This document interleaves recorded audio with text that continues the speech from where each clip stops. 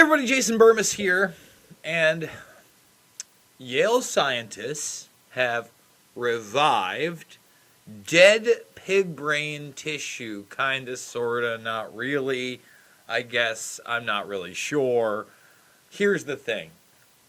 Although this is an interesting breakthrough, there's a lot of things to consider here. Number one, this group, they decided they didn't want to hurt any animals, so they were going to use discarded tissue anyway. So within 4 hours of whatever happened to these pigs, they got the pig brains.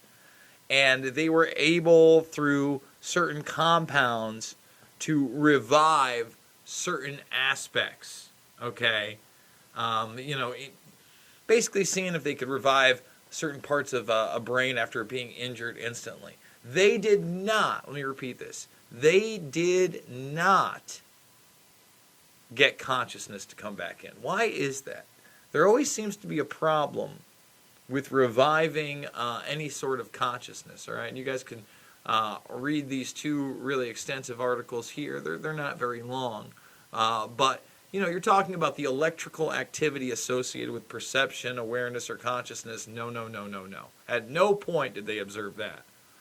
But they were able to get certain aspects to work. Why is this important? Well, in an age of transhumanism, where you have like tech gurus like this guy who plans on living, 200 years old and immortality, and there's something to be said about anti-aging drugs, and I would say that conundrum more than anything else, because I do truly believe that type of rejuvenation technology is already kind of in existence. But do we really want a populace where certain people are able to live a couple hundred years and look a certain way? Is de-aging a possibility?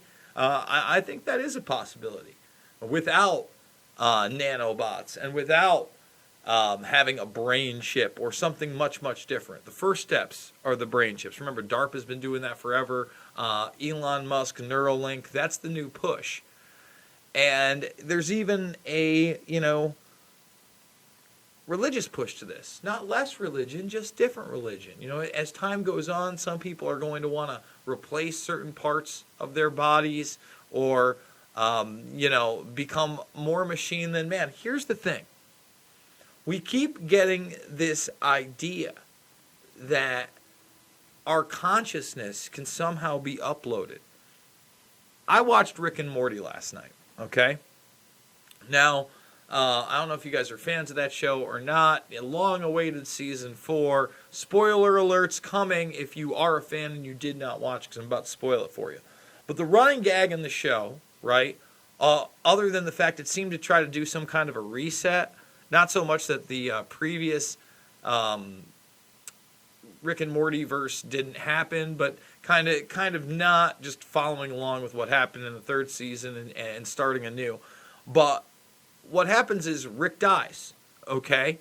And Morty has this crystal where he can see into his future, and because he sees something that he thinks is favorable, right, is the way that he wants to die, he doesn't want to clone Rick back on the spot. So the running gag is that Rick finds a way through separate protocols to have his consciousness uploaded to the many Rick clones that are in the basements of where Rick lives. Okay?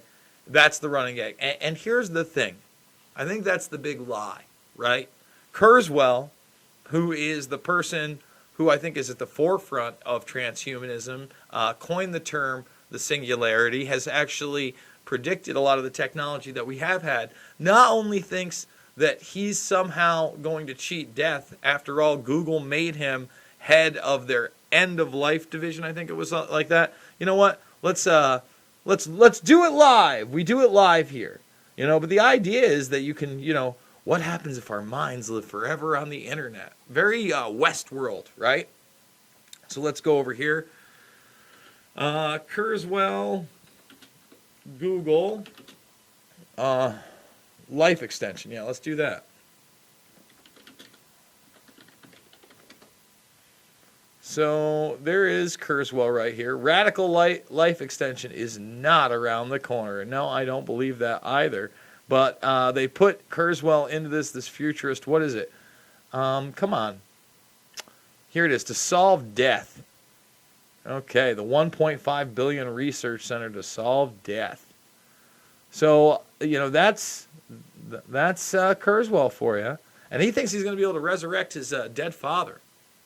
Really, I didn't realize that Time Magazine had that photo in 2013. So they actually have a division of this in Google. And when I say Google, you got to understand, Google is in bed with NASA. And, they were the ones with the original quantum computers by D-Wave, using those commercially.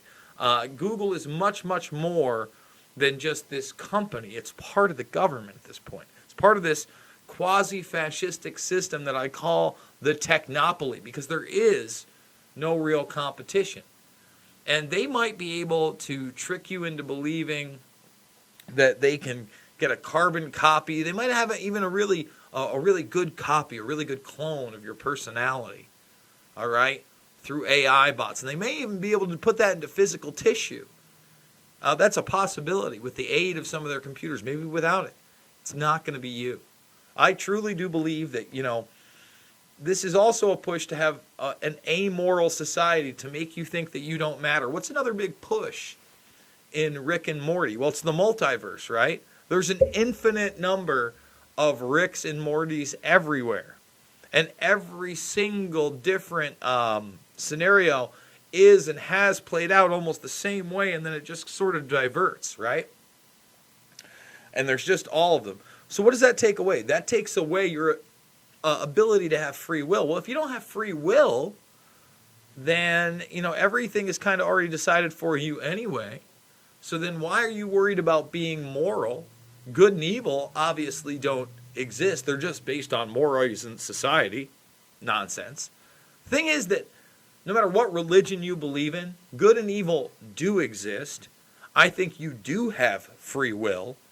I think, ultimately, we have no idea what other realm or dimension or whatever you want to call it exists beyond what we see and feel on a daily basis. We already know there's a ton more going on that we can't contemplate.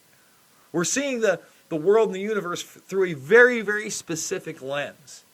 And that lens is often painted as such where technology will overtake whatever you think humanity is. And once again, there is no morality. There is no good and evil. There is no real spirituality or higher power or, internal consciousness, right? There's a reason that we associate our consciousness, our ability to think, feel, and, observe, interact with those things around us, and the term consciousness, not only our conscience, right?